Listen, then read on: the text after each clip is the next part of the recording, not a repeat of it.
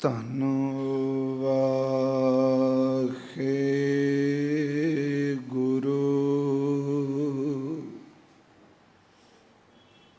ਸਾਹਿਬ JIO.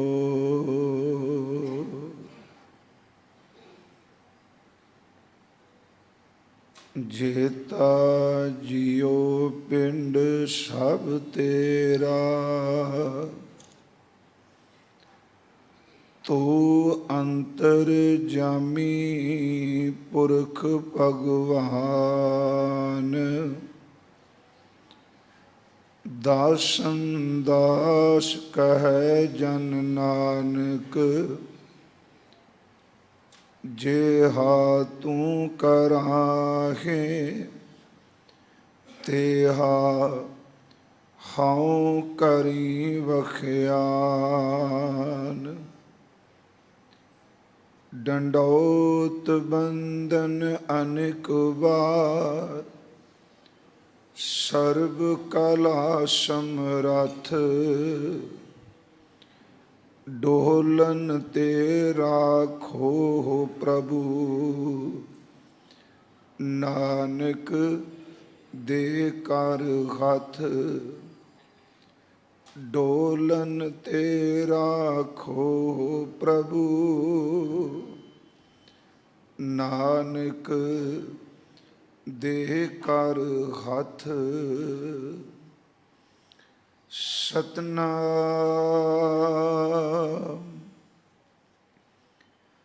ਧੰਨ ਵਾਹਿਗੁਰੂ ਸਾਹਿਬ JIO. ਮਹੱਲਾ ਦੂਜਾ। ਹਉਮੈ ਏਹਾ ਜਾਤ ਹੈ, ਹਉਮੈ ਕਰਮ ਕਮਾਹਿ। ਹਉਮੈ ਏਈ ਬੰਧਨਾ, ਫਿਰ ਫਿਰ ਜੋਨੀ ਪਾਹਿ। ਹਉਮੈ ਏਹਾ ਜਾਤ ਹੈ, ਹਉਮੈ ਕਰਮ ਕਮਾਹਿ। ਹਉਮੈ ਏਈ ਬੰਧਨਾ,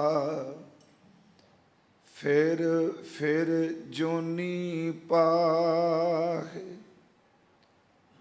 ਹਉਮੈ ਕਿੱਥੋਂ ਉਪਜੈ, ਕਿਤ ਸੰਜਮ ਇਹ ਜਾਇ।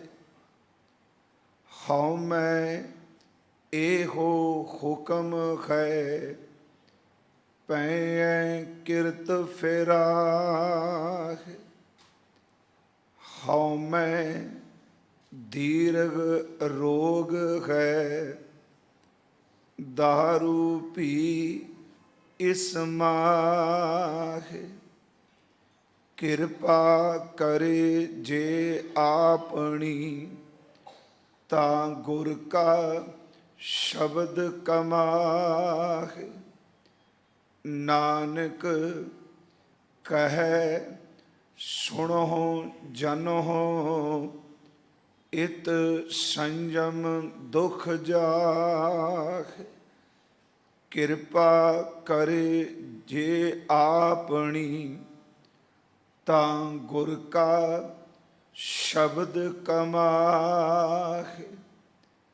ਨਾਨਕ ਕਹੈ ਸੁਣਹੁ ਜਨਹੁ, ਇਤ ਸੰਜਮ ਦੁਖ ਜਾਹਿ। ਵਾਹਿਗੁਰੂ ਜੀ ਕਾ ਖਾਲਸਾ, ਵਾਹਿਗੁਰੂ ਜੀ ਕੀ ਫਤਿਹ। ਪਰਮ ਸਨਮਾਨਯੋਗ ਚਵਰ ਛਤਰ ਤਖਤ ਦੇ ਮਾਲਿਕ ਸਾਹਿਬ ਸ੍ਰੀ ਗੁਰੂ ਗ੍ਰੰਥ ਸਾਹਿਬ ਸੱਚੇ ਪਾਤਸ਼ਾਹ ਮਹਾਰਾਜ ਜੀ ਦੀ ਪਾਵਨ ਪਵਿੱਤਰ ਹਜ਼ੂਰੀ ਅੰਦਰ ਅੰਮ੍ਰਿਤ ਵੇਲੇ ਤੋਂ ਸਜੇ ਹੋਏ ਇਸ ਗੁਰਮਤਿ ਦੀਵਾਨ ਦੀ ਆਪ ਜੀ ਹਾਜ਼ਰੀ ਭਰ ਰਹੇ ਹੋ। ਸਤਿਗੁਰੂ ਗੁਰੂ ਨਾਨਕ ਸਾਹਿਬ ਮਹਾਰਾਜ ਜੀ ਦੀ ਅੰਮ੍ਰਿਤ ਬਾਣੀ ਆਸ਼ਾ ਕੀ ਵਾਰ ਦੀ ਜੋ ਲੜੀਵਾਰ ਵਿਚਾਰ ਚੱਲ ਰਹੀ ਹੈ, ਉਸ ਲੜੀ ਦੇ ਅਧੀਨ ਹਜ਼ੂਰ ਦੀ ਇਸ ਵਾਰ ਦੀ 7ਵੀਂ ਪੌੜੀ ਨਾਲ ਜੋ 2 ਸ਼ਲੋਕ ਦਰਜ ਕੀਤੇ ਗਏ ਨੇ, ਜਿਸ ਵਿੱਚੋਂ ਇੱਕ ਸ਼ਲੋਕ ਦੀ ਵਿਚਾਰ ਆਪਾਂ ਰਾਤ ਦੇ ਦੀਵਾਨ ਵਿੱਚ ਕੀਤੀ ਸੀ।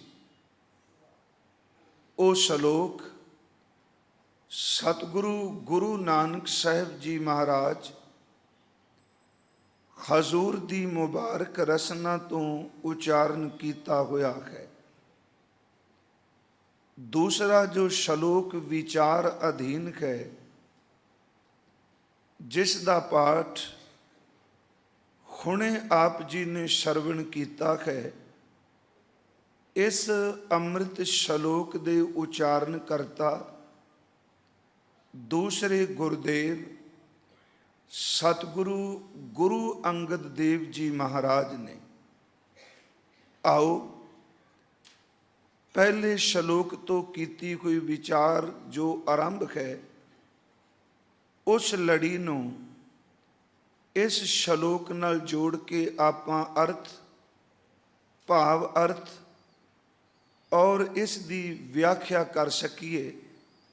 ਆਪ ਜਿਤਨੇ ਗੁਰੂ ਚਰਨਾਂ ਵਿੱਚ ਹਾਜ਼ਰ ਹੋ, ਉਪਸਥਿਤ ਹੋ, ਆਪਾਂ ਸਾਰੇ ਆਪਣੇ ਅੰਦਰ ਨੂੰ ਟਿਕਾਣ ਦਾ ਯਤਨ ਕਰੀਏ, ਕਿਉਂਕਿ ਸਤਿਗੁਰੂ ਸ੍ਰੀ ਗੁਰੂ ਗ੍ਰੰਥ ਸਾਹਿਬ ਜੀ ਦੀ ਹਜ਼ੂਰੀ ਵਿੱਚ ਆਪਣੇ ਅੰਦਰ ਦਾ ਅਭਿਆਸ, ਆਪਣੇ ਅੰਦਰ ਦਾ ਟਿਕਾ ਬਣਾਉਣ ਲਈ ਆਪਾਂ ਜੇ ਅਰਦਾਸ ਗੁਰੂ ਜੀ ਕਰੋ ਬਖਸ਼ਿਸ਼, ਫਿਰ ਉਚਾਰਨ ਕਰੋ ਜੀ ਸਤਨਾਮ ਸ੍ਰੀ ਵਾਹਿਗੁਰੂ ਜੀ।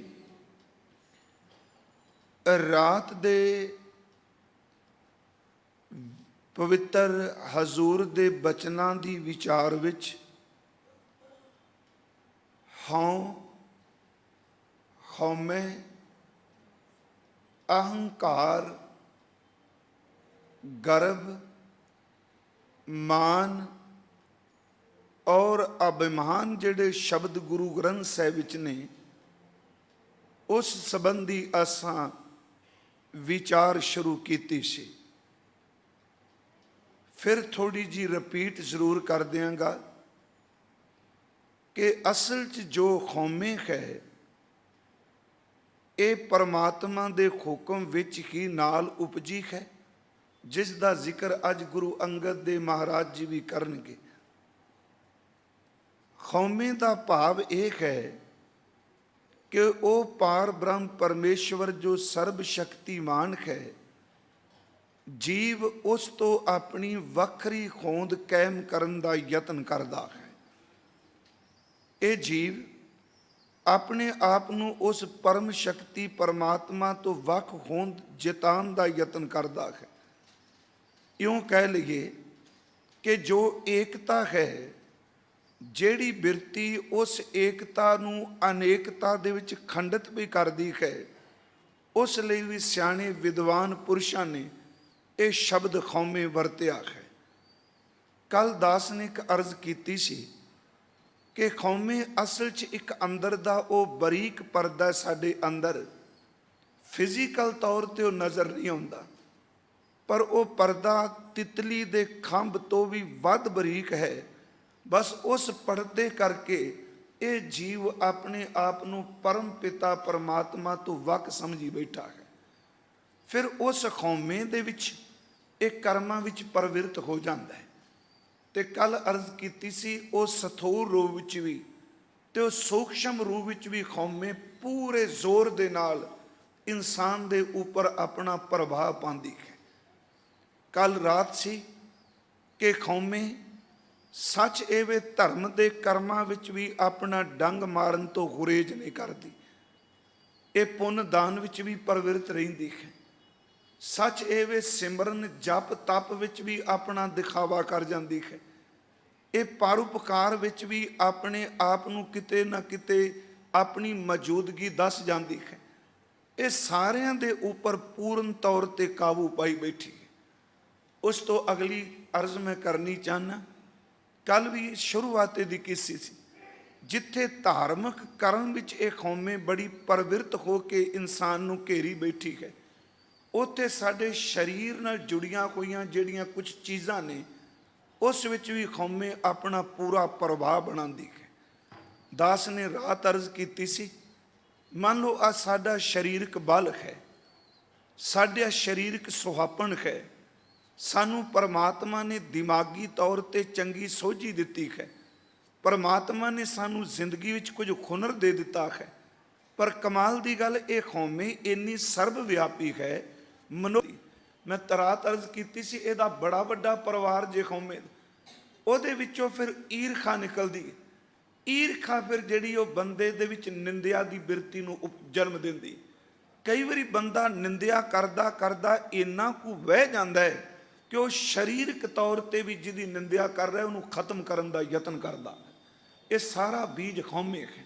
ਥੋੜਾ ਜਿਹਾ ਆਓ ਅਸੀਂ ਬਾਣੀ ਚੋਂ ਦੇਖ ਲਈਏ ਕਿ ਜਦੋਂ ਇਨਸਾਨ ਆਪਣਤ ਬਣਾ ਕੇ ਬਹਿੰਦਾ, ਸੱਚ ਇਹ ਵੇ ਉਹ ਵੰਗਾਰ ਕੇ ਸ਼ਬਦ ਕਹਿਣ ਲੱਗ ਪੈਂਦਾ।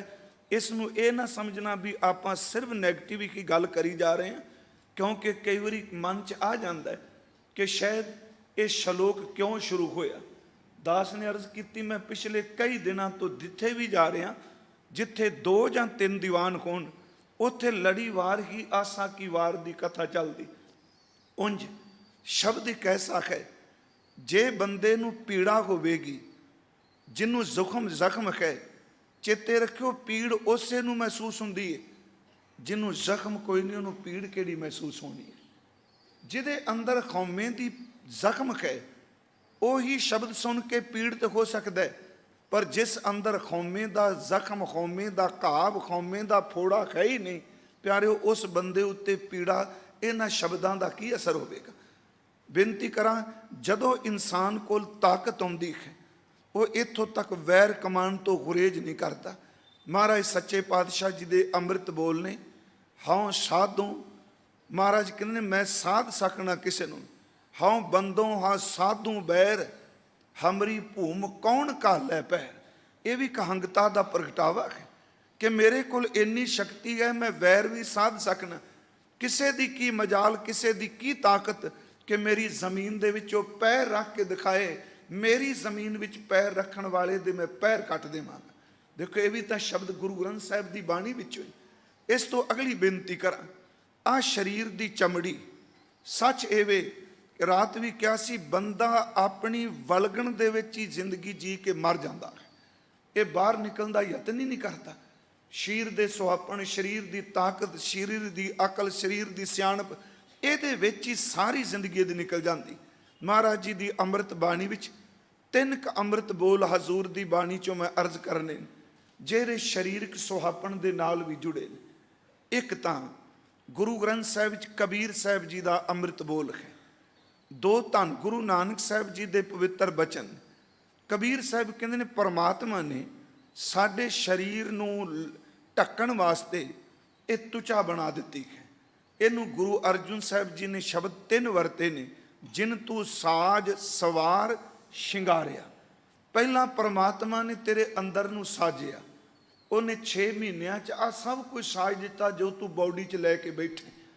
ਫਿਰ ਅਗਲੀ ਉਹਨੇ ਕਿਰਪਾ ਕੀਤੀ, ਸਾਜਣ ਤੋਂ ਬਾਅਦ ਉਹਨੇ ਸਵਾਰ ਦਿੱਤਾ ਹੈ। ਜੇ ਉਹਨੇ ਪੈਦਾਇਸ਼ ਕੀਤੀ ਤੇ ਉਹਨੇ ਸਵਾਰਿਆ ਵੀ। ਅੱਖਾਂ ਨੂੰ ਸਵਾਰਨ ਦੀ ਥਾਂ ਰੱਖਿਆ, ਹਰ ਇੱਕ ਅੰਗ ਨੂੰ ਉਹਨੇ ਸਰੀਰ ਦੇ ਵੱਖ-ਵੱਖ ਹਿੱਸੇ 'ਚ ਫਿੱਟ ਕਰਕੇ ਚੰਗੀ ਤਰ੍ਹਾਂ ਸਵਾਰ ਦਿੱਤਾ। ਉਹਨੇ ਉਧੜ ਖੁਦੜ ਇਹ ਰੱਦੀ ਦੀ ਤਰ੍ਹਾਂ ਨਹੀਂ ਰੱਖਿਆ, ਕਾਂਟੇ ਨਹੀਂ ਮਾਰੇ ਕੋਈ। ਪਹਿਲਾਂ ਉਹਨੇ ਸਾਜਿਆ, ਫਿਰ ਉਸ ਤੋਂ ਬਾਅਦ ਉਹਨੇ ਸਵਾਰਿਆ।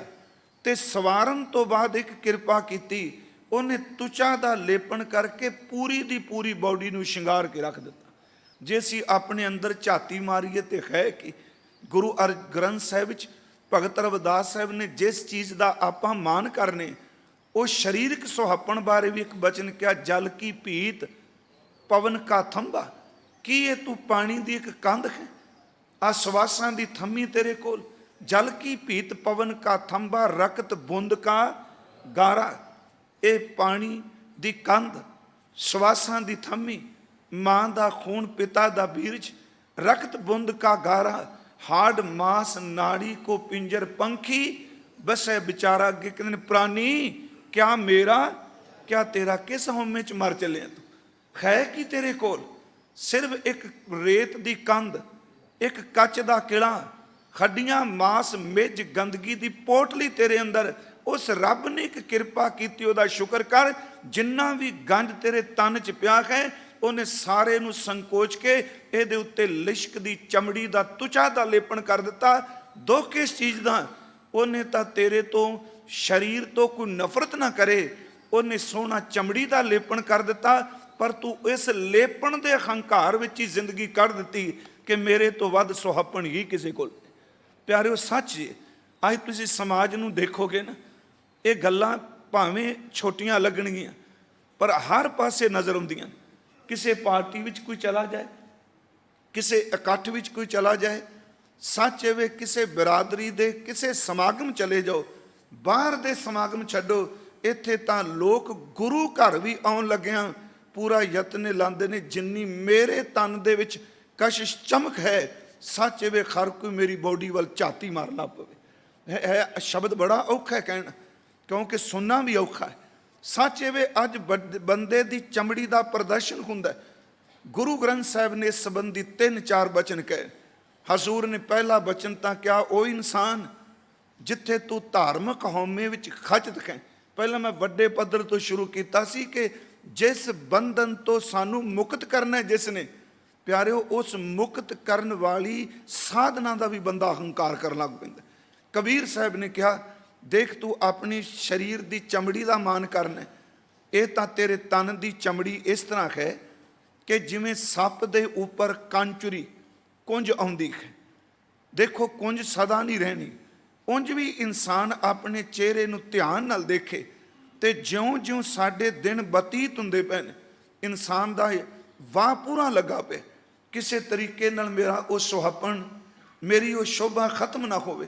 ਪਰ ਗੁਰੂ ਗ੍ਰੰਥ ਸਾਹਿਬ ਦੇ ਬੋਲ ਨੇ, ਤੇਰੇ ਸਰੀਰ ਦੇ ਢਲਣ ਨਾਲ, ਦਿਨ ਨਿਕਲਣ ਨਾਲ ਤੇਰੇ ਇਸ ਚਮੜੀ ਨੇ ਇਸ ਤਰ੍ਹਾਂ ਉਤਰ ਜਾਣਾ ਹੈ ਕਿ ਜਿਸ ਤਰ੍ਹਾਂ ਇੱਕ ਸੱਪ ਦੀ ਚਮਕਦੀ ਹੋਈ ਕੁੰਜ ਇੱਕ ਦਿਨ ਸੱਪ ਛੱਡ ਕੇ ਪਾਸੇ ਚਲਾ ਜਾਂਦਾ ਹੈ। ਜਿਸ ਚਮੜੀ ਦਾ ਤੂੰ ਮਾਣ ਕਰਨਾ, ਇਹਨੇ ਇੱਕ ਦਿਨ ਅੱਗ ਵਿੱਚ ਫੂਕੀ ਜਾਣਾ, ਇਹਨੇ ਜ਼ਮੀਨ ਦੇ ਵਿੱਚ ਗਲਣਾ ਹੈ, ਇਹਨੇ ਪਾਣੀ ਵਿੱਚ ਕਿਤੇ ਰੁੜ ਜਾਣਾ ਹੈ। ਕਾਹਦਾ ਮਾਣ ਕਰਨਾ ਜਿਹਨੇ ਅੱਗ ਵਿੱਚ ਮਿਲ ਕੇ ਕੱਲ ਨੂੰ ਅੰਗਿਆਰੀ ਬਣ ਜਾਣਾ ਹੈ। ਸਿਰਫ ਇਸ ਕਰਕੇ ਕੌਮੇ ਤੋਂ ਬਚ ਸਕੇ। ਮਹਾਰਾਜ ਜੀ ਦੇ ਅੰਮ੍ਰਿਤ ਬੋਲ ਨੇ, ਉਹ ਸ਼ਬਦ ਹੈ, ਕਬੀਰ ਗਰਬ ਨਾ ਕੀਜੀਏ ਦੇਹੀ ਦੇਖ ਸੁਰੰਗ। ਸੋਹਣੇ ਰੰਗ ਵਾਲੀ ਦੇਹੀ ਦੇਖ ਕੇ ਕੌਮੇ ਚ ਨਾ ਜਾ। ਕਬੀਰ ਗਰਬ ਨਾ ਕੀਜੀਏ ਦੇਹੀ ਦੇਖ ਸੁਰੰਗ। ਮਹਾਰਾਜ ਕਹਿੰਦੇ ਨੇ, ਆਜ ਕਾਲ ਤਜ ਜਾਓਗੇ ਜਿਉਂ ਕਾਂਚੁਰੀ ਭੁਯੰਗ। ਅੱਜ ਜਾਂ ਕੱਲ ਇਹਨੂੰ ਇਸ ਤਰ੍ਹਾਂ ਛੱਡ ਜਾਣਾ ਜਿਵੇਂ ਸੱਪ ਆਪਣੀ ਕੁੰਝ ਛੱਡ ਜਾਂਦਾ ਹੈ। ਇਹਦਾ ਮਤਲਬ ਸਰੀਰਕ ਸੁਹੱਪਣ ਨੂੰ ਇੰਨਾ ਸਵੀਕਾਰ ਨਹੀਂ ਕੀਤਾ ਗਿਆ। ਉਸ ਤੋਂ ਅਗਲੀ ਬੇਨਤੀ, ਕਈ ਵਾਰੀ ਬੰਦੇ ਨੂੰ ਆਪਣੇ ਜੋਬਨ ਦਾ ਇੰਨਾ ਮਾਣ ਹੁੰਦਾ, ਇਹ ਵੀ ਗੁਰੂ ਨਾਨਕ ਸਾਹਿਬ ਦੇ ਬੋਲ ਨੇ, ਉਹ ਆਪਣੇ ਰਿਸ਼ਤਿਆਂ ਦੀ ਕਦਰ ਵੀ ਵਿਸਾਰ ਦਿੰਦਾ। ਕਈ ਵਾਰੀ ਬੰਦਾ ਸੱਚ ਐਵੇਂ ਪਰਿਵਾਰ ਦੇ ਜਿਹੜੇ ਰਿਸ਼ਤਿਆਂ ਦੀ ਕਦਰ ਕੀਮਤ ਹੈ, ਜਿਹੜੇ ਪਰਿਵਾਰ ਦੇ ਕੁਝ ਸਲੀਕੇ ਨੇ, ਆਪਣੇ ਤਨ ਦੀ ਜਵਾਨੀ ਦੇ ਮਾਣ ਵਿੱਚ, ਖਿਮਾ ਕਰਿਓ, ਬੰਦਾ ਆਪਣੇ ਪਰਿਵਾਰ ਦੇ ਰਿਸ਼ਤਿਆਂ ਨੂੰ ਵੀ ਭੁਲਾ ਦਿੰਦਾ। ਗੁਰੂ ਗ੍ਰੰਥ ਸਾਹਿਬ ਜੀ ਦੀ ਅੰਮ੍ਰਿਤ ਬਾਣੀ ਵਿੱਚ ਹਜ਼ੂਰ ਦੇ ਇਹਨਾਂ ਪਵਿੱਤਰ ਬਚਨਾਂ 'ਚ ਇੱਕ ਪ੍ਰਮਾਣ ਹੋਰ ਹੈ। ਸਾਡੇ ਪੰਜਾਬ ਦਾ ਨਾ ਜੀ ਇੱਕ ਕਲਚਰ ਸੀ, ਇੱਕ ਮੈਂ ਸੱਭਿਆਚਾਰ ਜਾਂ ਕਹਿ ਲਈਏ ਸਲੀਕਾ ਕਹਿ ਲਾਂ ਸਾਡੇ ਪਰਿਵਾਰਾਂ ਦਾ, ਕਿ ਜਦੋਂ ਘਰ ਦੇ ਵਿੱਚ ਬੇਟੇ ਨੂੰ ਵਿਆਹ ਕੇ ਨੂੰਹ ਲਿਆਈ ਜਾਂਦੀ ਸੀ, ਇਹ ਵੀ ਗੁਰੂ ਗ੍ਰੰਥ ਸਾਹਿਬ ਨੇ ਉਸ ਸੱਭਿਆਚਾਰ ਦੀ ਵੀ ਝਲਕ ਦਿੱਤੀ। ਬੇਟੀ ਨੂੰ ਬੇਟੇ ਦੀ ਸ਼ਾਦੀ ਕਰਕੇ ਨੂੰਹ ਨੂੰ ਵਿਆਹ ਕੇ ਘਰ ਲਿਆਉਣਾ, ਤੇ ਉਹ ਕੀ ਕਰਦੀ ਸੀ, ਆਪਣੀ ਸੱਸ ਉਹਨੂੰ ਨਮਸਕਾਰ ਕਰਨੀ ਜਾਂ ਉਹਨੂੰ ਰਾਮ ਸਤ ਕਰਨਾ, ਮੱਥਾ ਟੇਕਣਾ। ਸਿੱਧਾ ਪਿੰਡਾਂ 'ਚ ਸ਼ਬਦ ਸੀ ਕਿ ਬਜ਼ੁਰਗ ਮਾਂ ਨੂੰ ਉਹਨੇ ਨਮਸਕਾਰ ਕਰਨੀ, ਪਰ ਇਹਦੇ ਅਰਥ ਕੱਟੜਤਾ 'ਚ ਇਹ ਨਾ ਕਰ ਦਈਏ ਕਿ ਗੁਰੂ ਤੋਂ ਬਿਨਾਂ ਕਿਸੇ ਅੱਗੇ ਝੁਕਣਾ ਨਹੀਂ। ਪਿਆਰਿਓ, ਗੁਰੂ ਮੁਰਸ਼ਦ ਦੀ ਜਿਹੜੀ ਥਾਂ ਹੈ ਉਹ ਸੰਸਾਰ ਦੇ ਹਰ ਰਿਸ਼ਤੇ ਤੋਂ ਵੱਖਰੀ ਹੈ, ਪਰ ਇਹ ਕਦੀ ਭੁੱਲਿਓ ਨਾ ਕਿ ਬਜ਼ੁਰਗਾਂ ਦਾ ਸਤਿਕਾਰ ਵੀ ਗੁਰੂ ਗ੍ਰੰਥ ਸਾਹਿਬ ਸਾਨੂੰ ਸਿਖਾਉਂਦਾ ਹੈ। ਜੇ ਅਸੀਂ ਕਹੀਏ ਜੀ ਨਹੀਂ, ਜ਼ਿਆਦਾਤਰ ਇਹੀ ਕਈ ਵਾਰੀ ਦੇਖਣ ਨੂੰ ਮਿਲਦਾ, ਨਹੀਂ ਜੀ ਅਸੀਂ ਗੁਰੂ ਗ੍ਰੰਥ ਸਾਹਿਬ ਤੋਂ ਬਿਨਾਂ ਕਿਸੇ ਅੱਗੇ ਨਹੀਂ ਝੁਕਦੇ। ਤੇ ਮੈਂ ਇੱਕ ਬੇਨਤੀ ਕਰਾਂਗਾ, ਜਿਹੜਾ ਬਾਪ ਜਿਨੇ ਜ਼ਿੰਦਗੀ ਦਿੱਤੀ, ਜਿਸ ਮਾਂ ਨੇ ਆਪਣੀ ਸੁੰਦਰਤਾ ਵਾਸਤੇ ਸਭ ਕੁਝ ਦਿੱਤਾ, ਜੇ ਇੱਕ ਬੱਚਾ ਮਾਂ ਦੇ ਚਰਨਾਂ 'ਚ ਮੱਥਾ ਟੇਕਦਾ ਹੈ, ਉਹਨੂੰ ਬੱਜਰ ਕਰੈਤ ਵਾਲੇ ਪਾਸੇ ਨਾ ਜੋੜ ਕੇ ਦੇਖੋ।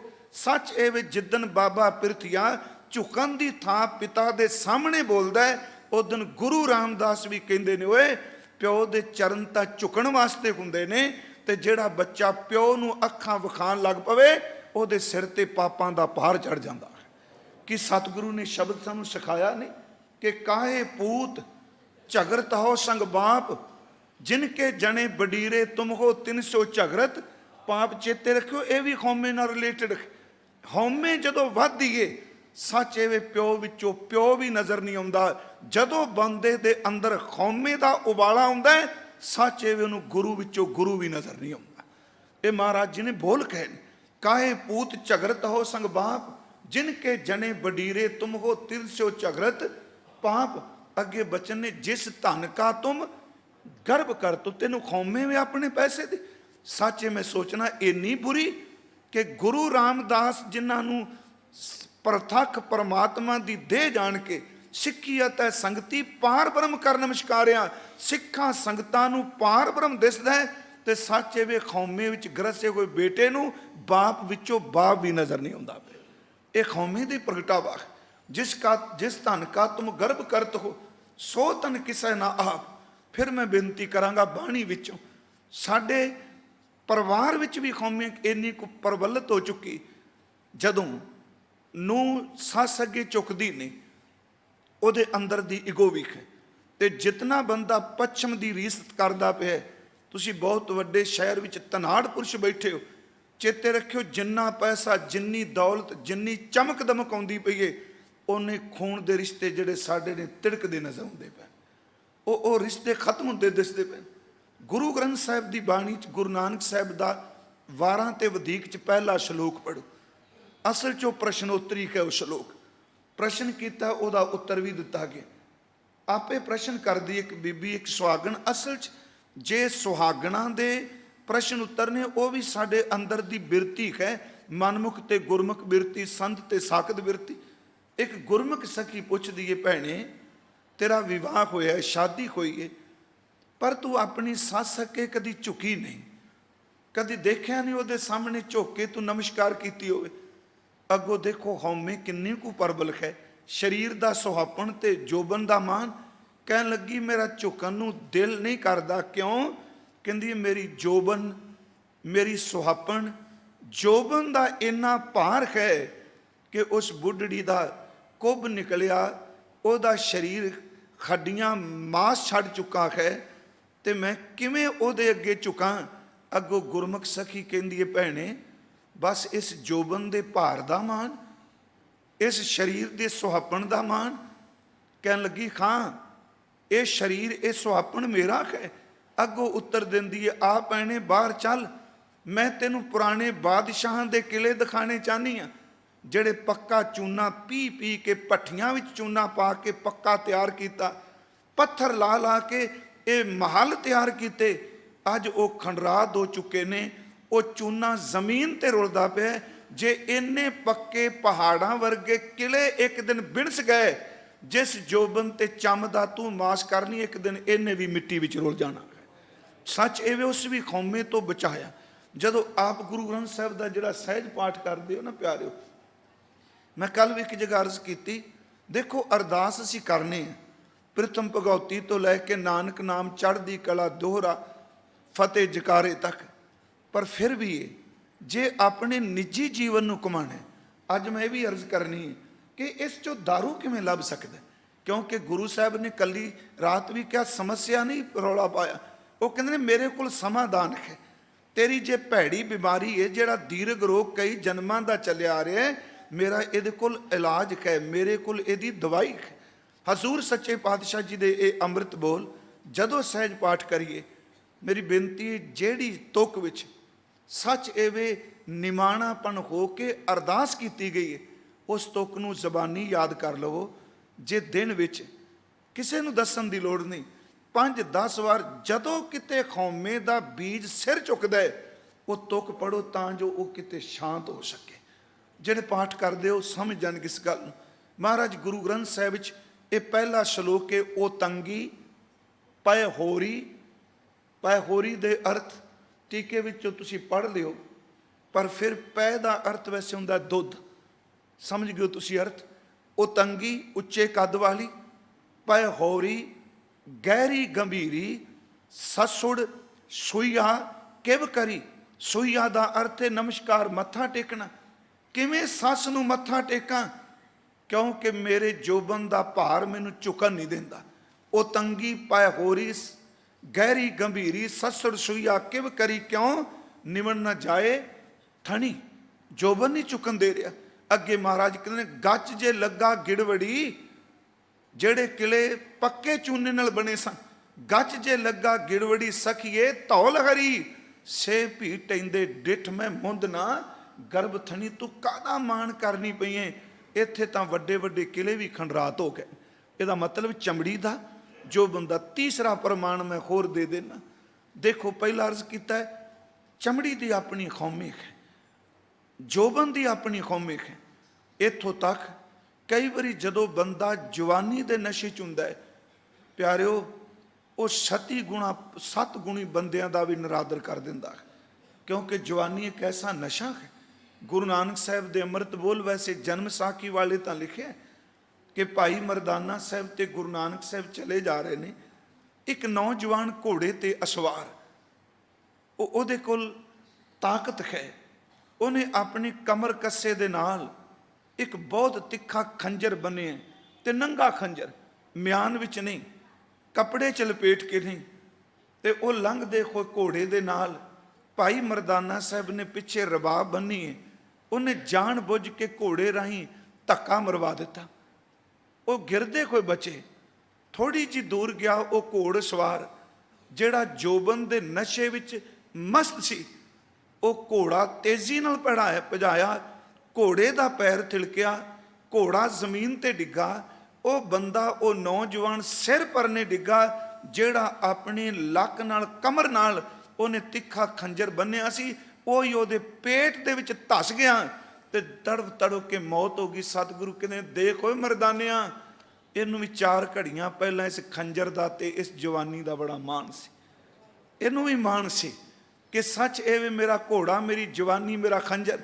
वो भी गुरु नानक साहब दे अमृत बोलां विच दर्ज है।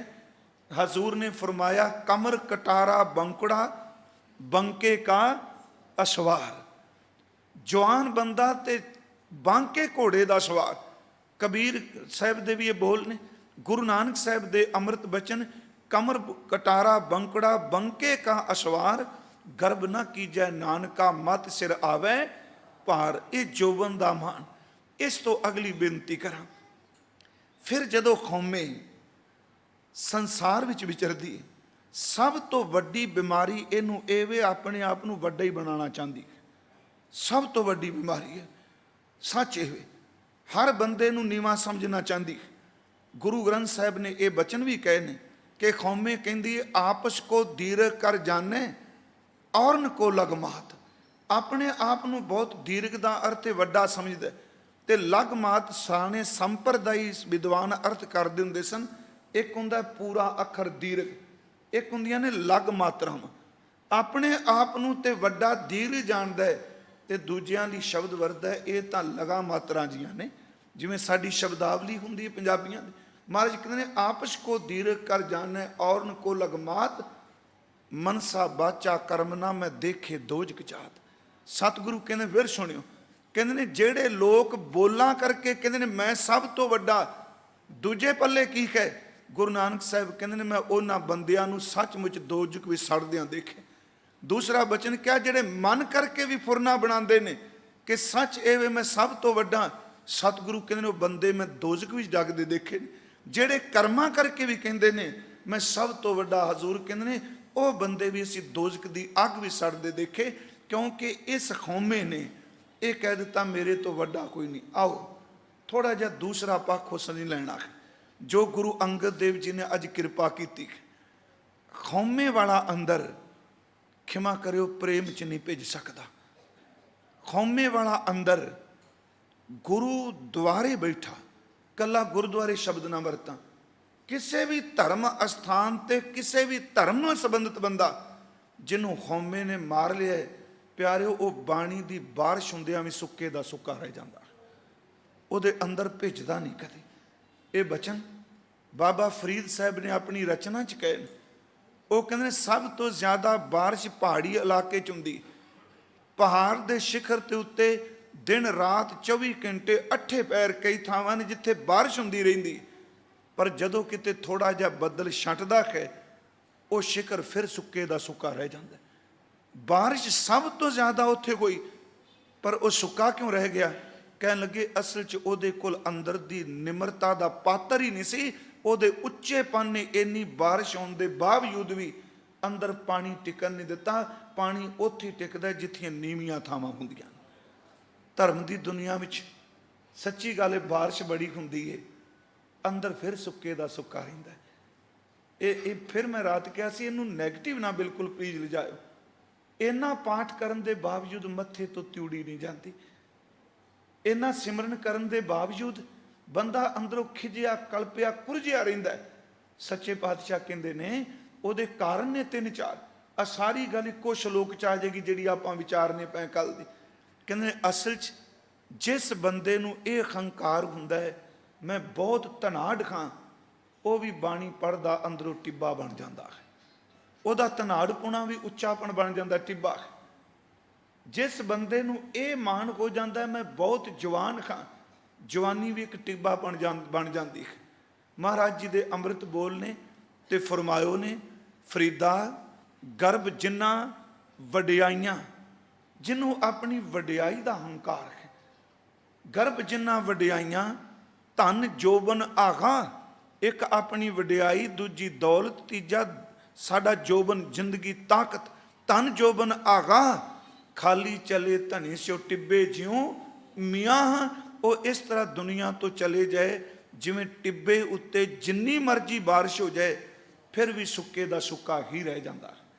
ਪਰ ਮਹਾਰਾਜ ਇਹ ਬਿਮਾਰੀ ਹੈ, ਤੁਸੀਂ ਕਿਰਪਾ ਕਰਕੇ ਸਾਨੂੰ ਦੱਸੋ। ਕੱਲ ਗੁਰੂ ਨਾਨਕ ਸਾਹਿਬ ਜੀ ਨੇ ਕਿਹਾ ਇਹਦੀ ਸਮਝ ਪੈ ਸਕਦੀ ਜੇ ਬੰਦਾ ਇਹਦੇ ਵਿਚਾਰ ਕਰ ਲਵੇ।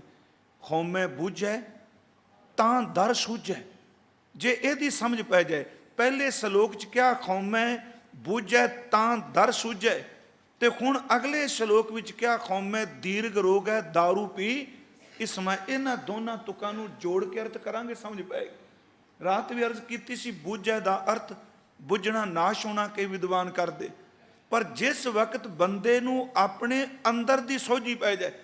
ਅਸਲ 'ਚ ਖੌਮੇ ਨੂੰ ਉਦੋਂ ਹੀ ਸਮਝਿਆ ਜਾ ਸਕਦਾ ਜਦੋਂ ਬੰਦਾ ਗੁਰੂ ਦੇ ਹੁਕਮ ਨੂੰ ਮੰਨ ਲੈਂਦਾ। ਹੁਕਮ ਤੋਂ ਬਿਨਾਂ ਤਾਂ ਇਹਦੀ ਸੋਝੀ ਨਹੀਂ ਪੈਂਦੀ।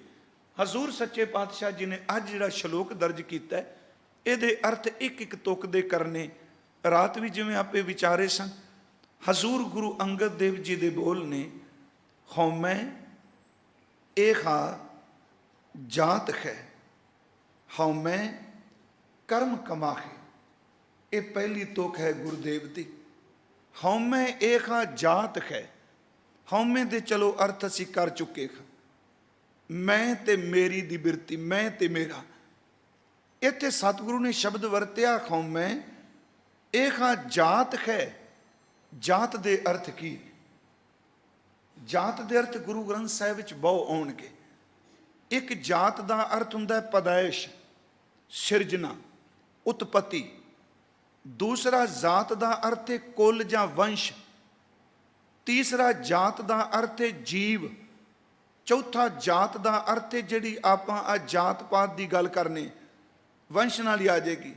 ਪੰਜਵਾਂ ਗੁਰੂ ਗ੍ਰੰਥ ਸਾਹਿਬ ਦਾ ਵਿੱਚ ਜਾਤ ਦਾ ਅਰਥ ਹੈ ਚਲੇ ਜਾਣਾ, ਜਾਣਾ, ਲੰਘਣਾ। ਜਿਵੇਂ ਅਸੀਂ ਹਜ਼ੂਰ ਦਾ ਇੱਕ ਬਚਨ ਪੜ੍ਹਨੇ, ਜਾਤ ਮੈਂ ਜੋਤ, ਜੋਤ ਮੈਂ ਜਾਤਾ।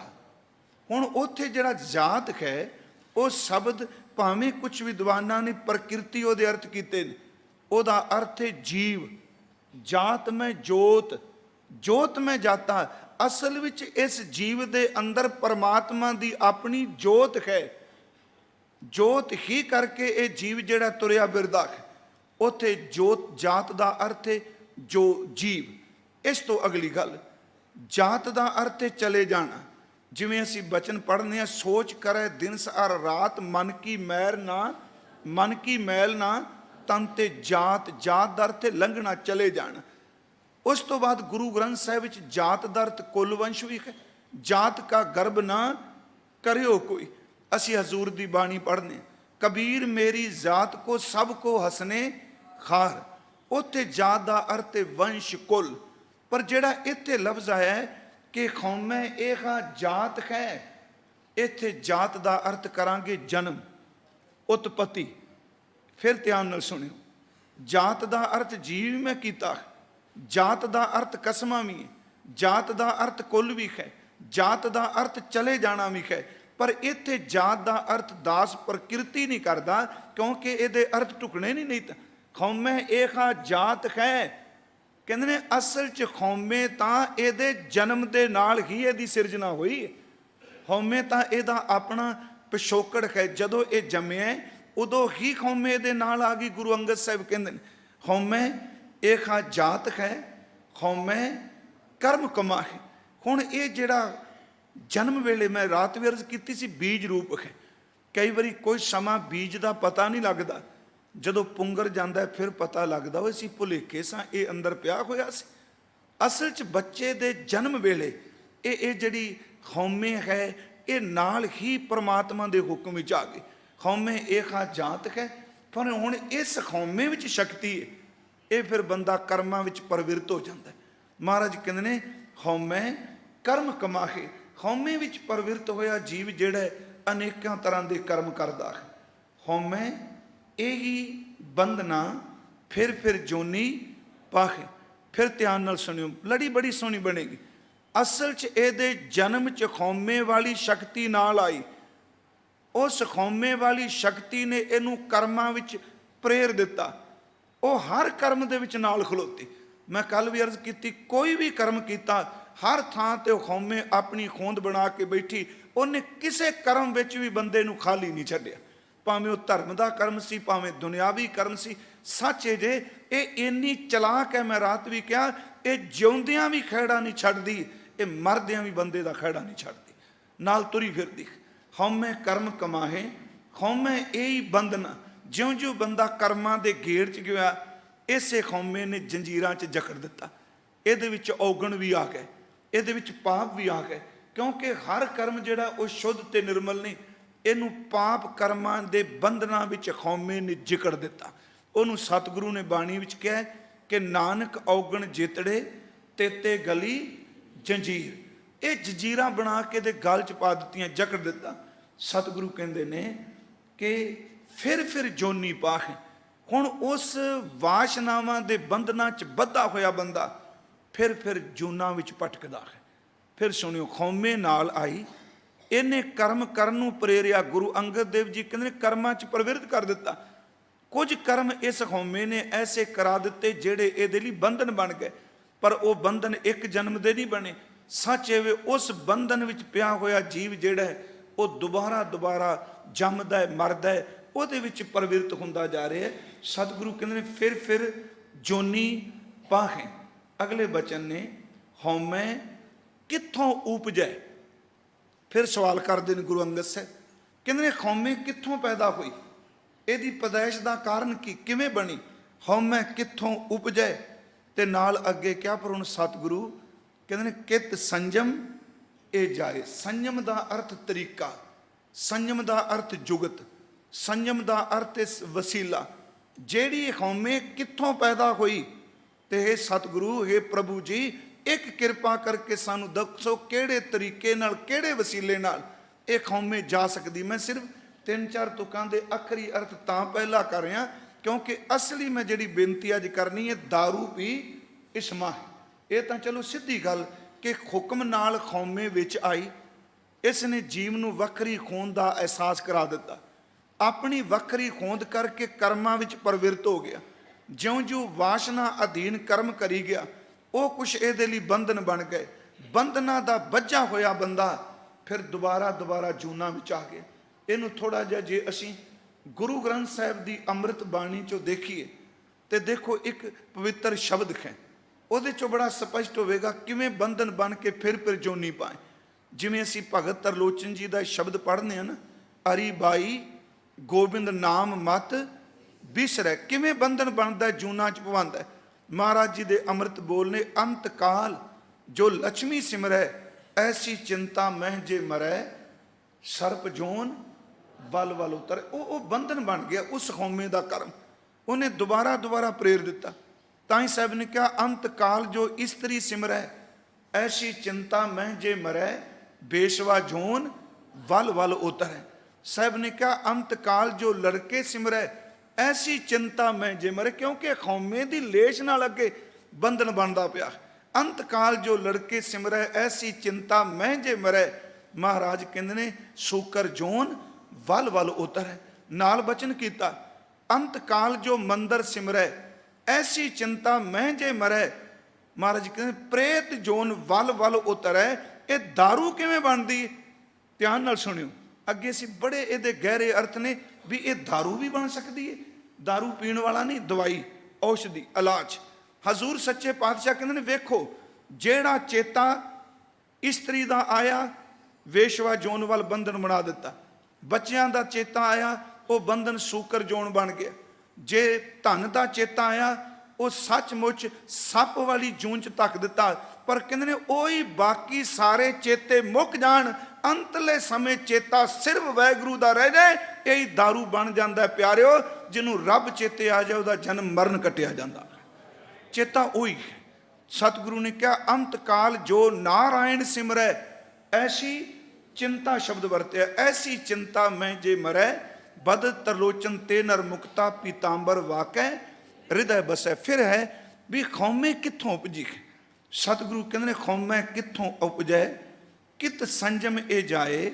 ਅੱਗੇ ਮਹਾਰਾਜ ਕਹਿੰਦੇ ਨੇ ਖੌਮੇ ਇਹੋ ਹੁਕਮ ਹੈ, ਜਿਹੜੀ ਅਸੀਂ ਕੱਲ ਦੀ ਗੱਲ ਕਰ ਰਹੇ ਹਾਂ ਕਿ ਖੌਮੇ ਉਸ ਪਰਮਾਤਮਾ ਦੇ ਹੁਕਮ ਨਾਲ ਹੀ ਨਾਲ ਪੈਦਾ ਹੋਈ। ਉਹਦੇ ਹੁਕਮ ਤੋਂ ਬਿਨਾਂ ਖੌਮੇ ਹੈ ਹੀ। ਖੌਮੇ ਇਹੋ ਹੁਕਮ ਹੈ ਪੈ ਕਿਰਤ ਫਿਰਾਹੇ, ਉਹਦੇ ਹੁਕਮ 'ਚ ਜੀਵ ਅੰਦਰ ਖੌਮੇ ਪਈ, ਉਸ ਖੌਮੇ ਦਾ ਮਾਰਿਆ ਇਹ ਕਿਰਤ ਵਿੱਚ ਪ੍ਰਵਿਰਤ ਹੋ ਗਿਆ ਤੇ ਭਟਕੀ ਜਾਂਦਾ ਹੈ। ਉਹਦੇ ਹੁਕਮ ਵਿੱਚ ਹੀ ਇਹ ਜਿਹੜੀ ਖੌਮੇ ਮੇ ਜੀਵ ਨੂੰ ਗ੍ਰਸੀ ਬੈਠੀ। ਹੁਣ ਮਹਾਰਾਜ ਇੱਕ ਕਿਰਪਾ ਕਰੋ, ਜੇ ਇਹਨੇ ਲਾਈ ਹੈ ਤੇ ਫਿਰ ਸਾਨੂੰ ਇਹ ਦੱਸੋ ਇਹ ਤੋਂ ਖਹਿੜਾ ਕਿਵੇਂ ਛੁੱਟ ਸਕਦਾ? ਕਿਉਂਕਿ ਅਸੀਂ ਕੱਲ ਦੀ ਗੱਲ ਕਰ ਰਹੇ ਹਾਂ ਕਿ ਬੜਾ ਭੈੜਾ ਰੋਗ ਹੈ, ਬੜਾ ਦੁੱਖ ਹੈ, ਕਿਵੇਂ ਬਚ ਸਕਨੇ? ਮਹਾਰਾਜ ਅੱਗੇ ਪੁੱਛਦੇ ਨੇ ਤੇ ਨਾਲ ਉੱਤਰ ਵੀ ਦਿੰਦੇ ਨੇ ਖੌਮੇ ਦੀਰਘ ਰੋਗ ਹੈ दारू ਪੀ ਇਸਮਾ। ਬਸ ਇਹਨੂੰ ਥੋੜਾ ਜਿਹਾ ਧਿਆਨ ਨਾਲ ਸੁਣਿਓ। ਇਹ ਅਸਾਧ ਰੋਗ ਨਹੀਂ। ਅਸਾਧ ਰੋਗ ਦਾ ਅਰਥ ਹੈ ਜਿਹਦਾ ਡਾਕਟਰ ਜਵਾਬ ਦੇ ਜਾਂਦੇ ਨੇ ਵੀ ਨਹੀਂ ਇਹਦਾ ਇਲਾਜ ਨਹੀਂ। ਖੌਮੇ ਦੀਰਘ ਰੋਗ ਹੈ, ਲੰਮਾ ਹੋ ਸਕਦਾ ਹੈ, ਪਰ ਇਹ ਅਸੰਭਵ ਨਹੀਂ ਵੀ ਖਤਮ ਨਹੀਂ ਹੋ ਸਕਦਾ। ਇਹ ਲੰਬੇਰਾ ਚੱਲ ਸਕਦਾ ਹੈ, 1 ਜਨਮ 2 ਜਨਮ 4 ਜਨਮ ਕੁਝ ਸਾਲ। ਜੇ ਉਹਦੀ ਕਿਰਪਾ ਹੋ ਜਾਏ ਤੇ 2-4 ਸਾਲ ਦੀ ਗੱਲ ਛੱਡੋ, ਉਹਦੀ ਮਿਹਰ ਹੋ ਜਾਏ ਤੇ ਇੱਕ ਖਿੰਨ ਦੇ ਵਿੱਚ ਇਸ ਰੋਗ ਨੂੰ ਜੜੋਂ ਪੱਟ ਕੇ ਬਾਹਰ ਸੱਟ ਸਕਦਾ। ਸੁਣਿਓ ਜੋ ਬੇਨਤੀ ਮੈਂ ਅਸਲ 'ਚ 2 ਗੱਲਾਂ ਤੇ ਜ਼ੋਰ ਦੇਣਾ ਚਾਹੁੰਦਾ। ਦੀਰਘ ਹੈ, ਲੰਮਾ ਹੈ, ਟਾਈਮ ਲੱਗੇਗਾ, ਪਰ दारू ਪੀ ਇਸਮਾ ਹੈ। ਕਈ ਸੱਜਣ ਇਹਦੇ ਅਰਥ ਕਰਦੇ ਆ दारू ਪੀ ਇਸਮਾਏ ਦੇ ਅਰਥ ਅਗਲੀਆਂ ਤੁਕਾਂ ਤੋਂ ਕਰਦੇ। ਕਿਰਪਾ ਕਰੇ ਜੇ ਆਪਣੀ ਤਾਂ ਗੁਰ ਕਾ ਸ਼ਬਦ ਕਮਾਏ, ਇਹ ਨਾ ਜੀ। ਪਰ ਨਹੀਂ, ਇਹ ਤੁਕ ਸਾਨੂੰ ਕਹਿੰਦੀ ਹੈ ਵੀ ਇਹਨੂੰ ਸੋਚੋ ਕਿ दारू ਪੀ ਇਸਮਾਏ ਕੀ ਹੈ। दारू ਵੀ ਇਹਦੇ ਵਿੱਚ ਲੰਮਾ ਹੈ ਪਰ ਨਾਮੁਮਕਿਨ ਨਹੀਂ, ਇਹ ਮੁਮਕਿਨ ਹੈ, ਕੱਟਿਆ ਜਾ ਸਕਦਾ। ਹਾਂ, ਗੁਰੂ ਗ੍ਰੰਥ ਸਾਹਿਬ 'ਚ ਇੱਕ ਬਿਮਾਰੀ ਹੈ ਜਿਹਨੂੰ ਸਤਿਗੁਰੂ ਨੇ ਅਸਾਧ ਵੀ ਕਿਹਾ ਹੈ। ਬੇਨਤੀ ਹੈ ਉਹ ਸਾਦੀ ਨਹੀਂ ਛੇਤੀ ਜਾ ਸਕਦੀ। ਯਾਦ ਰੱਖਿਓ ਰਿਲੇਟਿਡ ਸੰਬੰਧ ਤੋਂ ਹਉਮੈ ਨਾਲ ਹੀ ਹੈ, ਪਰ ਉਹ ਬਿਮਾਰੀ ਨੂੰ ਗੁਰੂ ਗ੍ਰੰਥ ਸਾਹਿਬ ਨੇ ਨਿੰਦਿਆ ਕਿਹਾ। ਕਹਿੰਦੇ ਨੇ ਹਉਮੈ ਦੇ ਨਾਲ ਹੀ ਸੰਬੰਧਿਤ ਹੈ। ਹਉਮੈ ਦੀਰਘ ਰੋਗ ਹੈ, ਇਹਦਾ ਇਲਾਜ ਹੋ ਸਕਦਾ ਹੈ, ਪਰ ਨਿੰਦਿਆ ਐਡਾ ਭੈੜਾ ਰੋਗ ਹੈ, ਕਈ ਵਾਰੀ ਇਹਦਾ ਇਲਾਜ ਵੀ ਨਹੀਂ ਕਿਤੇ ਲੱਭਦਾ। ਸਭੇ ਔਖਦ ਕੀਤੀਆਂ ਨਿੰਦਕ ਕਾ ਦਾਰੂ ਨਾ ਹੈ। ਕਹਿੰਦੇ ਇਹਦਾ ਇਲਾਜ ਨਹੀਂ ਹੈਗਾ, ਪਰ ਅਸੀਂ ਸੰਬੰਧਿਤ ਹਾਂ। ਹਉਮੈ ਦੀਰਘ ਰੋਗ ਹੈ, ਇਹ ਬੜਾ ਵੱਡਾ ਰੋਗ ਹੈ, ਲੰਮਾ ਚੱਲੇਗਾ, ਕਈ ਜਨਮ ਚੱਲੇਗਾ। ਹਾਂ, ਸਤਿਗੁਰੂ ਕਿਰਪਾ ਕਰਿਓ, ਇਹ ਨਹੀਂ ਕਹੇਗਾ ਜੇ ਕਈ ਜਨਮ ਚੱਲੇਗਾ। ਉਹ ਬਖਸ਼ਿਸ਼ ਕਰਦਾ ਤੇ ਭਰਮ ਦੇ ਪਰਦੇ ਨੂੰ ਤੋੜ ਦੇਵੇ। ਪਰ दारू ਪੀ ਸਮਾਏ ਕੀ ਹੈ?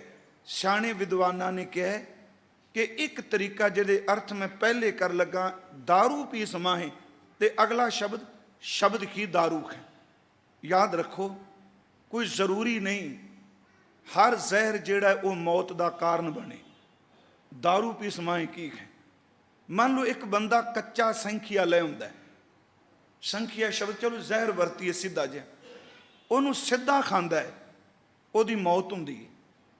ਉਹੀ ਜ਼ਹਿਰ, ਉਹੀ ਸੰਖੀਆ ਵੈਦ ਕੋਲ, ਹਕੀਮ ਕੋਲ, ਡਾਕਟਰ ਕੋਲ ਚਲਾ ਜਾਏ, ਉਹ ਕਹੇਗਾ ਇਹ ਕੰਮ ਦੇ ਸਕਦਾ। ਇਕੱਲਾ ਸੰਖੀਆ ਮੌਤ ਬਣ ਸਕਦਾ ਹੈ, ਤੇ ਜਦੋਂ ਉਹਦੇ ਵਿੱਚ ਮਸਾਲੇ ਪਾ ਕੇ ਉਹਦਾ ਕੁਸ਼ਤਾ ਹਕੀਮ ਬਣਾ ਦਿੰਦਾ ਹੈ, ਤੇ ਉਹਦੀਆਂ ਗੋਲੀਆਂ ਵੱਟ ਕੇ ਕਹਿੰਦਾ ਆ ਖਾ ਲੈ, ਤੇਰੀ ਬਿਮਾਰੀ ਚਲੀ ਜਾਏਗੀ। ਜ਼ਹਿਰ ਹੈ ਤਾਂ ਮੌਤ, ਪਰ ਜਦੋਂ ਉਹ ਰੋਗ ਜਿਹੜਾ ਮੌਤ ਦਿਸ ਰਿਹਾ ਪਿਆਰਿਓ, ਉਹ ਦਵਾਈ ਬਣ ਜਾਂਦਾ ਹੈ ਜਦੋਂ ਸੁਗੜ ਵੈਦ ਉਸ ਜ਼ਹਿਰ ਦੇ ਵਿੱਚ ਮਸਾਲੇ ਪਾ ਕੇ ਕੁਸ਼ਤਾ ਕਰ ਲੈਂਦਾ ਹੈ। ਉਹੀ ਔਸ਼ਧੀ ਬਣ ਜਾਂਦਾ ਹੈ, ਜਿਹੜੀ ਹਉਮੈ ਦੀ એનર્ਜੀ ਸਾਨੂੰ ਟਿਕਣ ਨਹੀਂ ਦਿੰਦੀ। ਜਦੋਂ ਗੁਰੂ ਇਸ એનર્ਜੀ ਨੂੰ ਪਰਮਾਤਮਾ ਵਾਲੇ ਪਾਸੇ ਲਾ ਦਿੰਦਾ ਹੈ, ਇਹੀ એનર્ਜੀ ਬੰਦੇ ਵਾਸਤੇ ਦਵਾਈ ਬਣ ਜਾਂਦੀ ਹੈ। ਫਿਰ ਬੇਨਤੀ ਥੋੜੀ ਜੀ ਸੁਣਿਓ ਕਿ ਹੈ ਦੀਰਘ ਰੋਗ ਹੈ ਪਕੜੀ। ਫਿਰ ਸੁਣੋ, ਮੇਰਾ ਪੁੱਤਰ, ਮੇਰੀ ਮਾਂ, ਮੇਰੇ ਬੱਚੇ, ਮੇਰਾ ਘਰ, ਇਹੀ ਸ਼ਬਦ ਜਿਹੜਾ ਮੇਰਾ ਹਉਮੈ ਸੰਯੁਕਤ ਹੈ, ਜਦੋਂ ਇਹ ਸ਼ਬਦ ਕਹਿਣ ਲੱਗ ਪੈਂਦਾ ਮੇਰਾ ਵਾਹਿਗੁਰੂ, ਚੇਤੇ ਰੱਖਿਓ ਮੇਰਾ ਸ਼ਬਦ ਕਨਵਰਟ ਹੋ ਕੇ ਸੰਸਾਰ ਦੇ ਮੋਹ ਤੋਂ ਟੁੱਟ ਕੇ ਨੂੰ ਪਰਮਾਤਮਾ ਵਾਲੇ ਪਾਸੇ ਜੋੜ ਗਿਆ। ਸਤਿਗੁਰੂ ਨੇ ਬਾਣੀ ਵਿੱਚ ਇਹ ਕਿਹਾ ਵੀ ਕਿ ਕਾਮਣ ਦੇਖ ਕਾਮ ਲੁਭਾਇਆ, ਸੁਤ ਕੰਚਨ ਸੋ ਹੇਤ ਵਧਾਇਆ, ਸਭ ਕੁਛ ਆਪਣਾ ਇੱਕ ਰਾਮ ਪਰਾਇਆ। ਜਿਹੜਾ ਸਭ ਕੁਛ ਆਪਣਾ ਕਹਿੰਦਾ ਹੈ, ਇਹਨੂੰ ਪਰਾਇਆ ਕਹਿਣ ਲੱਗ ਪਵੇ, ਤੇ ਜਿਹਨੂੰ ਪਰਾਇਆ ਕਹਿੰਦਾ ਉਹਨੂੰ ਆਪਣਾ ਕਹਿਣ ਲੱਗ ਪਏ, ਪਿਆਰਿਓ ਇਹਦੇ ਵਿੱਚ दारू ਲੱਭ ਜਾਏਗਾ। ਫਿਰ ਮੈਂ ਬੇਨਤੀ ਕਰਾਂ, ਤੁਸੀਂ ਗੁਰਮੁਖੀ ਚ ਮਾਨ ਲਫ਼ਜ਼ ਲਿਖ ਦਿਓ। ਬਾਬਾ ਜੀ ਨੇ ਬਾਣੀ ਚ ਬੜੀ ਵਾਰੀ ਸ਼ਬਦ ਆ, ਗੁਰੂ ਤੇਗ ਬਹਾਦਰ ਸਾਹਿਬ ਨੇ ਪਹਿਲੀ ਗੱਲ ਹੀ ਕਹੀ, ਸਾਧੋ ਮਨ ਕਾ ਮਾਨ ਤਿਆਗੋ। ਇਹ ਸ਼ਬਦ ਕਿਹਾ, ਮਾਨ ਬੜਾ ਭੈੜਾ ਹੈ। ਕਬੀਰ ਸਾਹਿਬ ਨੇ ਇੱਥੋਂ ਤੱਕ ਕਿਹਾ, ਕੰਦੇ ਨੇ ਬੰਦਾ ਸੱਚੀ ਜੇ ਇਹ ਘਰ ਛੱਡ ਸਕਦਾ ਜੇ, ਪਰਿਵਾਰ ਛੱਡ ਸਕਦਾ ਜੇ, ਅਰਬਾਂ ਰੁਪਈਆਂ ਨੂੰ ਠੁੱਡਾ ਮਾਰ ਸਕਦਾ ਹੈ। ਕਹਿੰਦੇ ਨੇ ਮਾਨ ਇੰਨਾ ਚੰਦਰਾ ਹੈ, ਸਭ ਕੁਝ ਛੱਡ ਕੇ ਵੀ ਬੰਦੇ ਤੋਂ ਮਾਨ ਨਹੀਂ ਛੱਡਿਆ ਜਾਂਦਾ। ਕਬੀਰ ਮਾਇਆ ਤਜੀ ਤੋ ਕਿਆ ਭਇਆ, ਜੋ ਮਾਨ ਤਜਿਆ ਨਹੀਂ ਜਾਏ, ਮਾਨ ਮੁਨੀ ਮੁਨ ਵਰ ਗਲੇ, ਮਾਨ ਸਮੇਂ ਕੋ ਖਾਏ। ਹੁਣ ਇਹ ਜਿਹੜਾ दारू ਪੀ ਸਮਾਹੇ, ਜਿਹੜੀ એનર્ਜੀ ਇਹ ਲੱਗੀ ਸੀ ਕਿ ਮੈਂ ਸਭ ਤੋਂ ਚੰਗਾ, ਉਹ એનર્ਜੀ ਦੂਜੇ ਪਾਸੇ ਚੱਲ ਪਈ। ਨਹੀਂ ਮਣਾ, ਸਾਰੀ ਦੁਨੀਆ ਚੰਗੀ ਹੈ, ਸਭ ਤੋਂ ਮਾੜਾ ਮੈਂ ਹੀ ਹਾਂ। ਸੋਚ ਹੈ ਨਾ। ਮੈਂ ਚਾਰ ਗੱਲਾਂ ਗੁਰੂ ਗ੍ਰੰਥ ਸਾਹਿਬ ਵਿੱਚੋਂ ਤੁਹਾਡੇ ਨਾਲ ਜ਼ਰੂਰ ਕਰਾਂਗਾ। दारू ਪੀ ਸਮਾਹੇ ਕੀ ਹੈ? ਚਾਰ ਤਰੀਕੇ ਨੇ ਉਹ दारू ਬਣਾਉਣ ਦੇ, ਦਵਾਈ ਬਣਾਉਣ ਦੇ। ਸਭ ਤੋਂ ਪਹਿਲਾ ਤਰੀਕਾ ਹੈ ਆਤਮ ਸਮਰਪਣ। ਬੇਨਤੀ ਸੁਣਿਓ, दारू ਪੀ ਸਮਾਹੇ। ਦੂਜੀ ਇਹਦੀ ਦਵਾਈ ਹੈ, ਤਿੰਨ ਚਾਰੇ ਇਕੱਠੀਆਂ। ਮੈਂ ਬਿਲਕੁਲ ਉਹਨੇ ਨਹੀਂ ਜੋ ਕੱਲ ਅਸੀਂ ਬੋਲਿਆ ਉਹ ਤਾਂ ਸੱਚਾਈ ਹੈ, ਸਾਡੇ ਨਾਲ ਵਾਪਰਦਾ, ਪਰ ਇਹਦੀ ਇਲਾਜ ਐਵੇਂ ਆਪਾਂ ਰੋਈ ਜਾਈਏ। ਪ੍ਰਮਾਣ ਮੈਂ ਦਈ ਜਾਵਾਂਗਾ, ਬਾਣੀ ਚੋਂ ਬਹੁਤ ਮਿਲਣਗੇ। ਚੇਤੇ ਰੱਖਿਓ, ਬਿਮਾਰੀ ਬੰਦੇ ਦੀ ਪੀੜਾ, ਜਿਸ ਨੇ ਡਾਕਟਰੀ ਨਹੀਂ ਸਿੱਖੀ ਉਹਨੂੰ ਵੀ ਪਤਾ ਬੰਦਾ ਦੁੱਖ 'ਚ ਹੈ। ਅਸਲੀ ਡਾਕਟਰ ਇਹ ਵੇ ਜਿਹੜਾ ਦੁੱਖ ਵਿੱਚੋਂ ਕੱਢ ਕੇ ਉਹਨੂੰ ਸੁੱਖ ਵਿੱਚ ਲੈ ਜਾਏ। ਹਉਮੈ ਦਾ ਸਭ ਨੂੰ ਪਤਾ ਵੀ ਕਿਸ ਕਿਸ ਤਰੀਕੇ ਨਾਲ ਨਿਕਲਦੀ। ਪਹਿਲੀ ਗੱਲ ਆਤਮ ਸਮਰਪਣ, ਦੂਸਰੀ ਸ਼ਰਨਾਗਤ, ਤੀਸਰਾ ਆਗਿਆ ਪਾਲਕ, ਤੇ ਚੌਥਾ ਨਿਮਰਤਾ। ਇਹ ਚਾਰੇ ਕਿਤੇ ਆ ਜਾਣ ਤੇ ਗੁਰਮੁਖੋ ਸੱਚੀ ਗੱਲ ਜੇ, ਇਹ ਹਉਮੈ ਵੀ ਇਲਾਜ ਬਣ ਜਾਏਗੀ, दारू ਬਣੇਗੀ। ਆਓ ਥੋੜਾ ਜਿਹਾ ਪਹਿਲੀ ਬੇਨਤੀ ਮੈਂ ਕਰਾਂਗਾ, ਆਤਮ ਸਮਰਪਣ। ਜਿੰਨੀ ਦੇਰ ਤੱਕ ਆਪਣੇ ਆਪ ਨੂੰ ਸਮਰਪਣ ਨਹੀਂ ਕਰਦੇ, ਉਨੀ ਦੇਰ ਤੱਕ ਉਸ ਪਿਆਰੇ ਦੀ ਬਖਸ਼ਿਸ਼ ਨਹੀਂ। ਸਮਰਪਣ ਵਿੱਚ ਕਦੀ ਕੰਡੀਸ਼ਨ ਨਹੀਂ ਹੁੰਦੀ। फिर बेनती सुनो, अनकंडीशन है। जदों कोई बंदा शर्त ला के कहे मैं मत्था जरूर टेकांगा, मन्नांगा तेनू तां जे मेरी गल ये मन्नी जाए। सच ये वे जिहड़ा कौमे नूं दारू बनाना चाहता है वो कदी गुरु नाल शर्त ना लाए। इक्को गल कह, जिथे रखेगा जिवें रखेगा जिस तरह रखेगा मैनू परवान है, पर एक कृपा करी अपने बूहे तो बाहर ना कदी कड्डी। एक है समर्पण। सतगुरु कहने का इलाज है गुरु साहिब का, चलो एक शब्द नाल पढ़ लीए सौखा हो जाएगा। जे सुख दे तां तुझे, ये आत्म समर्पण है। कोई मैंने दसो इच कोई शर्त है? सिर्फ इक्को शर्त है, कोई और शर्त नहीं। ये शर्त है गरीब तेरे बूहे ते डिग पे रख ले, होर कोई शर्त है? जे सुख दे तां तुझे आराधी, दुख पी तुझे ध्याई। जे भुख दे तां इतकी राजा, दुख विच सुख मनाई। तन मन काट काट सब अरपी विच अग्नि आप जलाई। आप दा मतलब समर्पण। फिर बेनती सुनियो, मैं आप लफ्ज दे अर्थ आत्म समर्पण कर रहा हूं। तन मन काट काट सब अरपी विच अग्नि आप जलाई। पखा फेरी पानी ढोवा, जो देवे सो खाही। नानक गरीब, बस आज समर्पण जाएगी कौमी। नानक गरीब ढह पया दुआरे, हर मेल लिखो वडियाई। मैं गरीब तेरे बूहे ते डिग पिया वां, तू कृपा कर मैनू बख्शिश कर। भरिया मैं कौमे दा, मैनू अपने नाल मिला ले। अपना आपा है ही नहीं। दूसरा बचन गुरु ग्रंथ साहिब चो कि फरीदा थियो पवाही दब, आत्म समर्पण। बजुर्गों को पता होना। चलो अजकल असी कारपेट विछाने, चादर। पुराने समय चटाइयां अजे भी कई घर च वरतियां, चटाइयां बनदियां सन जिन्हों सफ कहते सन जी। वो चटाई दब की बनती हुंदी सी। अक्सर धर्मशाला विच ते मस्जिद विच, मंदिरां विच वो चटाइयां विछाइयां जांदियां सन। बाबा फरीद साहब ने कहा आत्म समर्पण करना है, ते आ मैं तेनू दसां, आ दब हुंदी सी दरियावां दे कंढे। उहनूं कट के राह विच सड़ जांदे सन, क्योंकि वो टुट के थोड़ी जी नरमी हो जाए, उहदा आकड़ थोड़ी जी भज जाए। उन्हां कटनी ते पै दे विच, पया शब्द भी पंजाबी दा जी, पै दा अर्थ रस्ता। हाँ जी, उत्थे विछा देना, ਉਹਦੇ ਉੱਤੇ ਪਸ਼ੂ ਲੰਘਣੇ, ਇਨਸਾਨ ਲੰਘਣੇ, ਮਾਲ ਗੱਡੀਆਂ, ਬੈਲ ਗੱਡੀਆਂ ਲੰਘਣੀਆਂ। ਉਹ ਕਿੰਨਾ ਸਮਾਂ ਦਬ ਜਿਹੜੀ ਸੀ ਲੋਕਾਂ ਦੇ ਪੈਰਾਂ ਦੇ ਥੱਲੇ ਲਤੜੀਂਦੀ ਰਹਿਣੀ। ਪਰ ਜਦੋਂ ਦੇਖਣਾ ਨਰਮ ਹੋ ਗਈ, ਆਕੜ ਭੱਜ ਗਈ ਇਹਦੀ, ਲਿਆ ਕੇ ਉਹਦੀਆਂ ਸਫਾ ਬਣਾ ਦੇਣੀਆਂ। ਚਟਾਈ ਬਣਾਈ, ਬਾਜ਼ਾਰ ਵਿੱਚ ਲਿਆਏ, ਖਰੀਦਣ ਵਾਲੇ ਨੇ ਖਰੀਦ ਲਈ। ਜਿਹੜੀ ਕੱਲ ਤੱਕ ਪੈਰਾਂ ਦੇ ਥੱਲੇ ਲਤੜੀਂਦੀ ਪਈ ਸੀ, ਆਕੜ ਭੱਜੀ, ਅੱਜ ਧਰਮਸ਼ਾਲਾ 'ਚ ਚਟਾਈ ਵਸੀ, ਗੁਰਦੁਆਰੇ ਉਹ ਚਟਾਈ ਪਈ ਹੈ। एक बंदा जिहड़ा कल पैर थले नपदा आया, उन्हें गुरुद्वारे आके मत्था टेकिया, आउंदियां सार उस चटाई नूं चुकिया ते उस चटाई दे सफ ते जिहड़ी मिट्टी लगी सी उहनूं चुक के अपने मत्थे ते ला लिया। पुछया तां कल पैरां थले रुलण वाली सी, अज इहदे नाल लगी कोई धूड़ भी पवित्र हो गई। बाबा फरीद साहब कहंदे देख, जिन्हें अपना आप गवाया, पैरां दे थले लितड़ी, कल नूं ओ मालक दे दर ते प्रवान हो गई। जे तू अपना आपा समर्पण कर दें, सच वे तेरे चरना की धूड़ भी लोगों की जिंदगी पलट जाएगी। तू अपना आप समर्पण कर। महाराज जी दे बोल ने, फरीदा थियो पवाही दब, जे साईं लोड़े सब। एक छिजै ब्याह लताड़िए तां साईं दै दरबारिए। आत्म समर्पण करने वाला करके भी रौला नहीं पाता। आ मलेशिया च एक बड़ी सोहनी कहावत है, वो कहते ने कच्छू कुमड़ी सैकड़े आंडे दे के भी धू नहीं कढ़दी, आवाज नहीं कढ़दी। कुकड़ी एक आंडा दे के भी कुड़ कुड़ करन तो आवाज नहीं आती। ये हौमे दा ही प्रतीक है। कच्छू कुम्मी किन्ने आंडे दिंदी, कदी रौला पाउंदी सुनी? कच्छू कुम्मी की आवाज़ सुनी असां कदी? दरियावां दे कंढे भावें है, पर कुकड़ी किसी ने मुर्गी रखी होवे, आंडा देन लग्या पूरे महल्ले च कुड़ कुड़ करदी, लोको मैं आंडा देन लगी हाँ। सच ये जिन्हें समर्पण कर दिता हो तो कच्छू कुम्मी की तरह है, सब कुछ करके भी कभी रौला नहीं पाता होंदा। आत्म समर्पण का अर्थ कि अपने आप को मिटा दे। मैं तुहानूं एक उदाहरण देना इत्थे होर। बाबा जी का असीं श्लोक पढ़िया, फरीदा थियो पवाही दब, जे साईं लोड़े सब। एक छिजै ब्याह लताड़िए तां साईं दै दरबारिए। एक सूफी दरवेश होए ने, ਮਨਸੂਰ ਤੁਸੀਂ ਨਾ ਸੁਣਿਆ ਹੋਣਾ, ਆਮ ਤੌਰ ਤੇ ਉਹਨਾਂ ਦਾ ਜ਼ਿਕਰ ਕਰਦੇ ਨੇ ਵਿਦਵਾਨ ਸੱਜਣ। ਆਲ ਖਿਲਾਜ਼ ਮਨਸੂਰ ਉਹਨਾਂ ਨੂੰ ਕਹਿੰਦੇ ਸਨ। ਇਹਨੂੰ ਜਦੋਂ ਚੇਟਕ ਲੱਗੀ, ਅੰਦਰ ਦੀ ਚਿਣਗ ਲੱਗੀ, ਇਹਨੇ ਮੁਰਸ਼ਿਦ ਧਾਰਨ ਕੀਤਾ ਸੀ ਜੁਨੈਦ ਨੂੰ। ਇਹ ਮਸਜਿਦ ਵਿੱਚ ਗਿਆ ਜੀ, ਤੇ ਮਸਜਿਦ ਦਾ ਦਰਵਾਜ਼ਾ ਬੰਦ ਸੀ। ਇਹਨੇ ਦਰਵਾਜ਼ਾ ਖੜਕਾਇਆ, ਆਤਮ ਸਮਰਪਣ ਕੀ ਹੈ। ਅੰਦਰੋਂ ਆਵਾਜ਼ ਦਿੱਤੀ ਜੁਨੈਦ ਨੇ, ਕੌਣ? ਕਹਿਣ ਲੱਗਾ ਮੈਂ ਆਲ ਖਿਲਾਜ਼ ਮਨਸੂਰ। ਅੰਦਰੋਂ ਆਵਾਜ਼ ਆਈ, ਬਾਹਰ ਬਹਿ ਜਾ, ਇੱਥੇ ਇੱਕ ਦੇ ਬਹਿਣ ਜੋਗੀ ਥਾਂ ਹੈ, ਦੋ ਨਹੀਂ ਇੱਥੇ ਬੈਠ ਸਕਦੇ। ਰਮਜ਼ ਭਾਈ ਉਹਨੇ ਬੂਹਾ ਖੜਕਾਇਆ, ਅੰਦਰੋਂ ਆਵਾਜ਼ ਆਈ, ਮੈਂ ਫਿਰ ਦੁਹਰਾਉਣ ਲੱਗਾ। ਜੁਨੈਦ ਨੇ ਪੁੱਛਿਆ ਕੌਣ?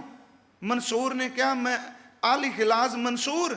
ਤੇ ਅੰਦਰੋਂ ਆਵਾਜ਼ ਆਈ, ਜਾ ਬਾਹਰ ਬੈਠ, ਇੱਥੇ ਇੱਕ ਦੇ ਬਹਿਣ ਜੋਗੀ ਥਾਂ, ਇੱਥੇ ਦੋ ਨਹੀਂ ਬੈਠ ਸਕਦੇ।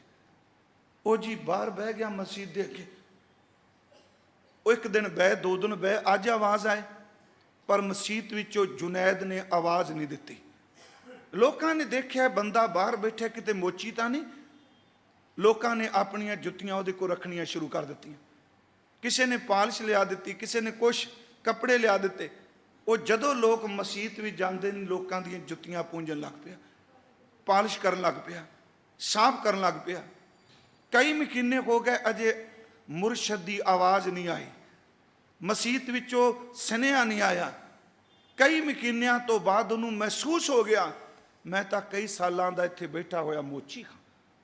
ਇਹ ਅਹਿਸਾਸ ਹੋਇਆ। ਪਰ ਅੱਜ ਕੀ ਹੋਇਆ, ਦਰਵਾਜ਼ਾ ਖੁੱਲਿਆ ਤੇ ਜੁਨੈਦ ਬਾਹਰ ਨਿਕਲਿਆ। ਉਹਨੇ ਆਵਾਜ਼ ਦੇ ਕੇ ਮਨਸੂਰ ਨੂੰ ਪੁੱਛਿਆ, ਉਹ ਤੂੰ ਉਹੀ ਹੈ ਜਿਹਨੇ ਕੁਝ ਮਹੀਨੇ ਪਹਿਲਾਂ ਮੈਨੂੰ ਆਵਾਜ਼ ਮਾਰੀ? ਤੇ ਆਲ ਖਿਲਾਜ਼ ਮਨਸੂਰ ਕਹਿੰਦਾ ਨਹੀਂ, ਉਹ ਤਾਂ ਪਤਾ ਨਹੀਂ ਕਿੱਥੇ ਗਵਾਚ ਗਿਆ ਜਿਹਨੇ ਆਵਾਜ਼ਾਂ ਮਾਰੀਆਂ ਸਨ।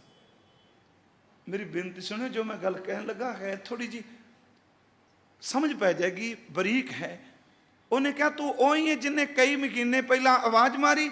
ਕਹਿੰਦਾ ਨਹੀਂ ਨਹੀਂ, ਮੈਂ ਨਹੀਂ ਉਹ। ਕਹਿੰਦੇ ਉਹ ਕਿੱਥੇ ਗਿਆ? ਕਹਿਣ ਲੱਗੇ ਜਿਹੜਾ ਆਵਾਜ਼ਾਂ ਮਾਰਨ ਵਾਲਾ ਸੀ ਉਹ ਗਵਾਚ ਗਿਆ। ਤੇ ਜੁਨੈਦ ਕਹਿੰਦਾ ਮੈਨੂੰ ਵੀ ਪਤਾ ਸੀ ਉਹ ਗਵਾਚ ਚੁੱਕਾ, ਮੈਂ ਤਾਂ ਹੀ ਆਵਾਜ਼ ਨਹੀਂ ਮਾਰੀ, ਮੈਂ ਖੁਦ ਬੂਹਾ ਖੋਲ ਕੇ ਉਹਨੂੰ ਲੈਣ ਵਾਸਤੇ ਆਇਆ ਜਿਹੜਾ ਗਵਾਚ ਚੁੱਕਾ ਹੈ।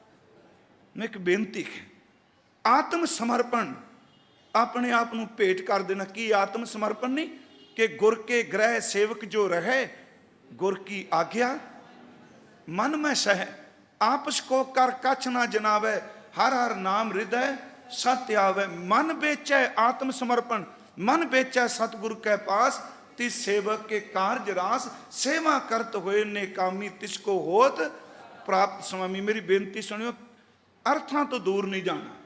कथा सुनदे आ भावें साखी सुनावां,